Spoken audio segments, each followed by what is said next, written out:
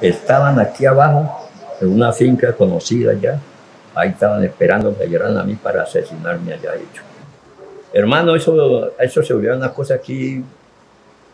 Contarles una cosa y los que vivimos esa cosa fue otra cosa. Llegamos allá y habían 3 comandantes y todo lo demás estaba rodeado de puros guerrilleros.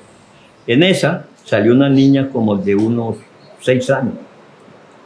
Y miró el guerrillero ese, que un guerrillero, y le dijo: vea, señor, ¿usted a dónde me dejó a mi papá? Usted se llevó a mi papá y esta es la hora que nos va a traer. ¿Qué me lo hizo? Bienvenidos a nuestro episodio sobre el impacto del conflicto armado en la comunidad campesina del Putumayo. Esta región, bendecida por la naturaleza, también ha sido escenario de una guerra invisible para muchos. Durante décadas, la violencia ha marcado el destino de miles de personas que se han visto obligadas a huir de sus hogares, dejando atrás sus tierras y sus raíces. Las comunidades campesinas han sufrido la represión de grupos armados, el abandono estatal y el temor constante de ser víctimas de un fuego cruzado en el que no eligieron estar. Hoy explicaremos los actores involucrados, las causas del conflicto y sus profundas consecuencias para entender cómo la lucha por la paz sigue siendo un reto vigente.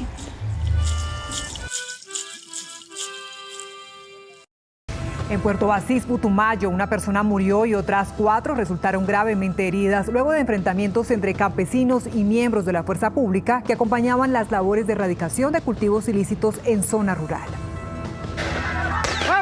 Este es el momento en el que, tras varias horas de enfrentamientos, campesinos de la vereda Caucasia buscan refugio tras los cultivos ilícitos ante la llegada de efectivos del ESMAD, quienes intentaban poner orden en la zona. Tras los enfrentamientos, una persona falleció y otros 4 resultaron heridos. Allí, en una actividad de erradicación, salen 2 policías gravemente heridos, se captura una persona y dentro de esta situación aparece una 4ª persona herida por al parecer arma de fuego. Un hombre que resultó gravemente herido fue trasladado a un centro médico de Puerto Asís. Una vez llega al aeropuerto de Puerto Asís y es embarcado en la ambulancia, esta persona ya se encuentra sin signos vitales. La Red de Derechos Humanos del Putumayo aseguró que la zona intervenida por los erradicadores tiene un acuerdo con el gobierno nacional para la sustitución de cultivos. Que estas comunidades, 7 comunidades, firmaron un acuerdo con este gobierno y este gobierno no les cumplió. Lo que les está respondiendo es con agresión, con represión. Las autoridades investigan las quejas de posible exceso de la fuerza pública en este procedimiento. La Policía Nacional ha dispuesto de un equipo investigador de la Justicia Penal Militar de disciplina para verificar los hechos y saber qué fue lo que realmente sucedió. Una comisión gubernamental llegó a esta hora a la vereda Caucasia para conocer los detalles de este enfrentamiento entre campesinos y la fuerza pública. Y como dijo Jonan Walton, la violencia no solo es directa, sino también estructural y cultural, alimentando un círculo vicioso de desigualdad y conflicto. Y entrando en contexto, el Putumayo es una región de contrastes. Por un lado, su tierra es fértil y su gente lleva en sus manos la tradición agrícola, pero también ha sido una de las zonas más golpeadas por el conflicto armado. Durante los años 90 y a principios de los 2000, esta región se convirtió en un territorio disputado por distintos actores armados debido a su ubicación estratégica y la expansión de los cultivos de coca. Mientras el Estado se mantenía ausente, los campesinos del Putumayo quedaron en medio de una lucha por el control territorial entre guerrillas, paramilitares y fuerzas del gobierno.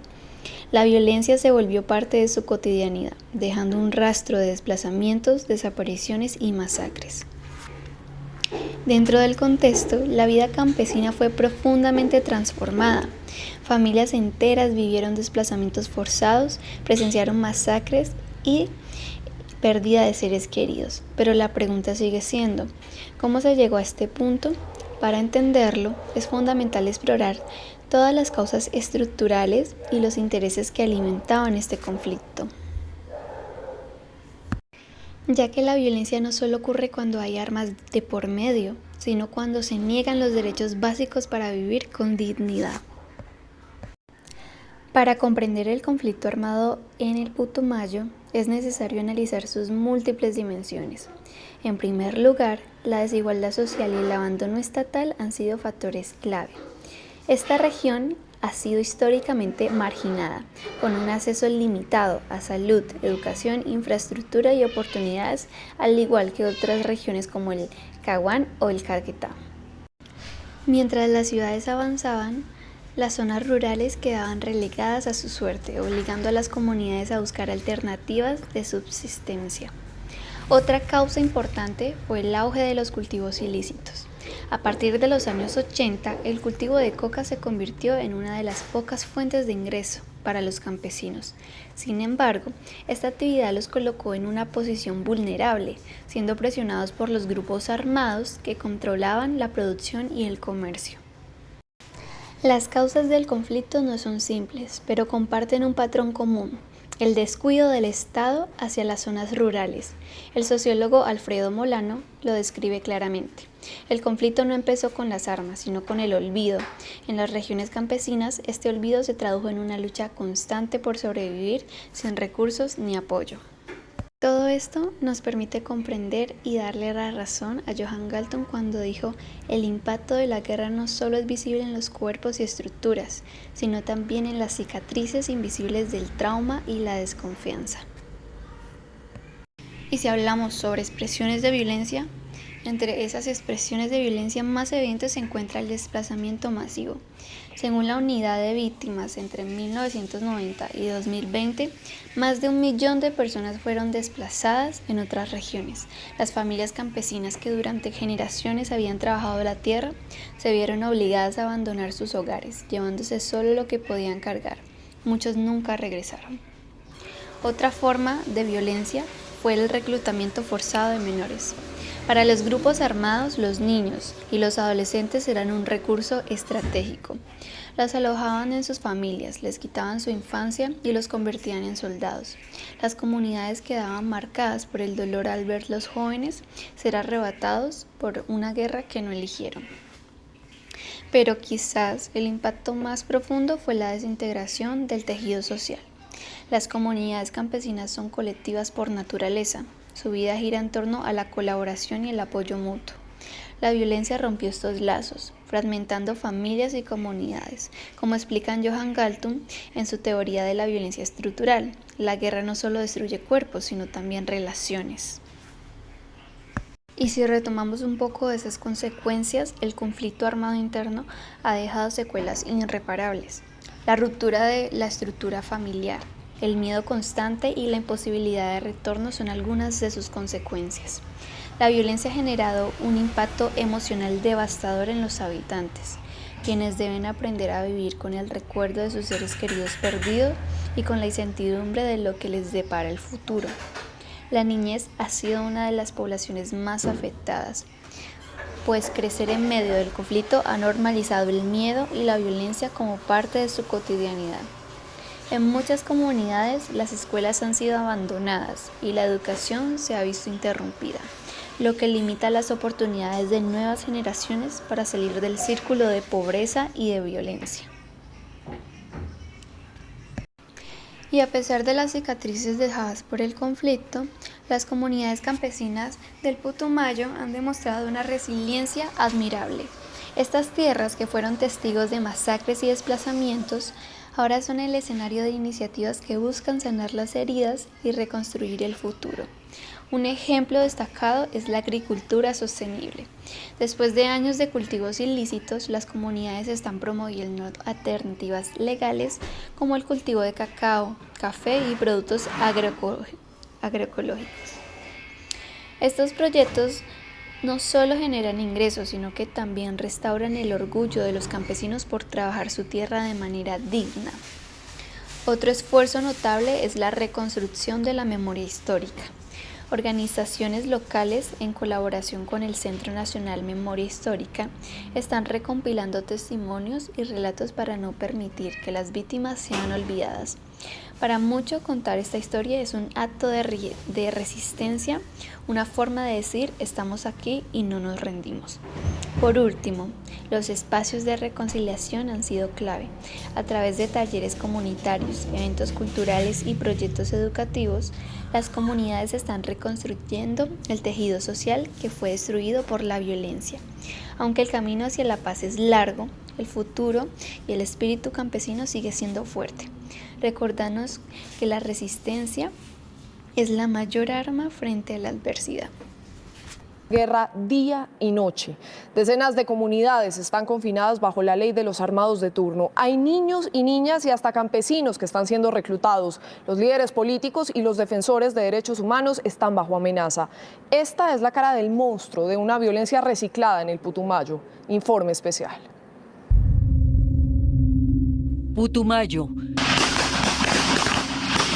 disputado por paramilitares, guerrilleros y narcotraficantes, es la tierra olvidada por el Estado.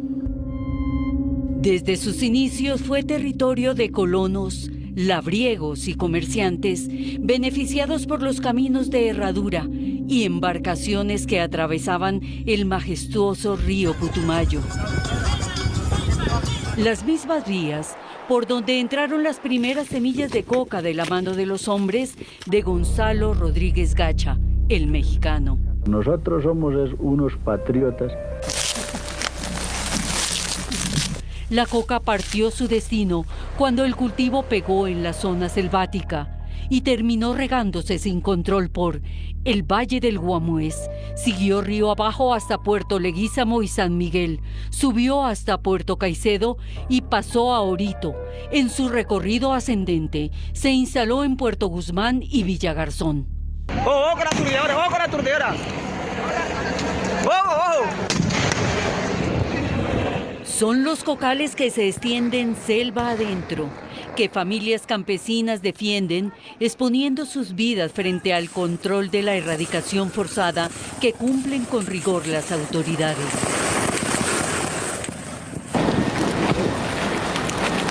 Es una economía ficticia, próspera con la resiembra. Andrés Cancimans, el líder político, asegura que este fue el detonante de una guerra que recicla la década de los 90. A partir de esta disputa que hay entre grupos armados por el tema de quién se queda controlando la economía del narcotráfico. Esto ha generado cifras de asesinatos, esto está generando desplazamiento forzado, esto está generando reclutamiento forzado y sobre todo está generando amenazas contra líderes y lideresas en el territorio, y las comunidades campesinas, principalmente las que están en el río Putumayo y Caquetá, están confinadas. Por los ríos Putumayo y Caquetá navegan libremente las rentas ilegales de la pasta de coca de lado a lado entre Colombia, Ecuador y Perú. Yuri Quintero es una mujer campesina que lleva más de 17 años desarrollando una labor de defensa de los derechos humanos en Putumayo, en la zona de frontera, un liderazgo heredado de su madre. En este momento las comunidades en confinamiento son la inspección de Yurilla en el municipio de Puerto Leguízamo. Estamos hablando de más de 18 comunidades, entre esas comunidades indígenas. Estamos hablando también de Piñuña Blanco, corregimiento del municipio de Puerto Asís, que son alrededor de 14 comunidades, todas ellas campesinas. Y estamos hablando de la zona de Puerto Caicedo por el río Picudo, la inspección de Arizona. Los líderes sociales se convirtieron en personajes incómodos y son fácilmente eliminados o silenciados. A la fecha tenemos una lista de más de 63 líderes, hombres y mujeres que han sido asesinados en zonas rurales del departamento del Putumayo, sobre todo el medio y bajo Putumayo.